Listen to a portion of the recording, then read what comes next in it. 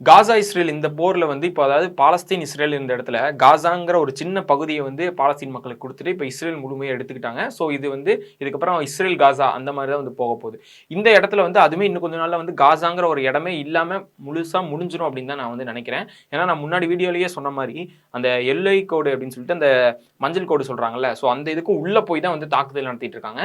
இதனால அங்க இருக்கிற மக்கள் அப்படி அதாவது ஒரு பகுதியில் இருக்காங்க, அந்த பகுதியை அப்படி குறுக்கி குறுக்கி உள்ள இருக்கிற மக்களே வந்து ஒவ்வொரு நாளைக்கும் ஒவ்வொரு ஒரு கிட்டத்தட்ட ஒரு 10 பேரா இருக்கட்டும், ஒரு 20 பேரா இருக்கட்டும், இந்த மாதிரி தினமும் இழந்துட்டு வராங்க. அதுல வந்து இருக்கிற மக்கள் வந்து இறந்து போயிருவாங்க அப்படிங்கிறது வந்து தெரியுது. இவங்க இப்ப சும்மா உதாரணத்துக்கு சொல்றேன். இந்த போர் ஒப்பந்தம் அறிவிச்சு இப்ப ஒரு 50 நாள் இருக்குமா? இந்த 50 நாள் முடிவுல இப்ப வரை எவ்வளவு பேர் இறந்திருப்பாங்கன்னு நீங்க நினைக்கிறீங்க? கிட்டத்தட்ட 300, 400 பேருக்கு மேல வந்து ஒவ்வொரு நாள் ஒரு வாரத்துக்கே இவ்வளவு பேர் இறந்து போறாங்க. அப்ப யோசிச்சு பாருங்க. இந்த 50 நாள்ல வந்து எவ்வளவு பேர் இறந்திருப்பாங்க அப்படின்னு சொல்லி. இவ்வளவு பேர் இறக்குறாங்க. இதெல்லாம் வந்து கணக்கு தெரியல. இவங்க தாக்குதல் நடத்துறதுனால ஹமாஸ் வந்து திருப்பி எதிர் தாக்குதல் வந்து நடத்தியிருக்காங்க. அங்க இருக்கிற பழைய சோல்ஜர்ஸ் வந்து காயப்படுத்தியிருக்காங்க அப்படின்னு. இறந்து போல அவங்க காயப்பட்டிருக்காங்க. தாக்குதல் நடத்தினதுல காயப்பட்டிருக்காங்க. அதுக்கு நெதன்யாகு என்ன சொல்றாரு அப்படின்னு பாத்தீங்கன்னா, எங்களுடைய ராணுவத்து மேல நீங்க கை வச்சிருக்கீங்க.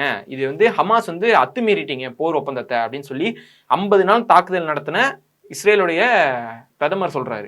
50 நாள் வந்து தாக்குதல் நடத்திட்டு நீங்க வந்து போர் ஒப்பந்தத்தை மீறிட்டீங்க அப்படின்னு சொல்லி ஹமாஸை வந்து பகிரங்கமா வந்து மிரட்டுறாரு. அது எங்க பிரஸ் மீட்ல வந்து இந்த மாதிரி சொல்றாரு. நாங்க வந்து சும்மா விட மாட்டோம். நாங்க கண்டிப்பா திரும்பி தாக்குதல் நடத்துவோம் அப்படின்னு சொல்லியிருக்காரு.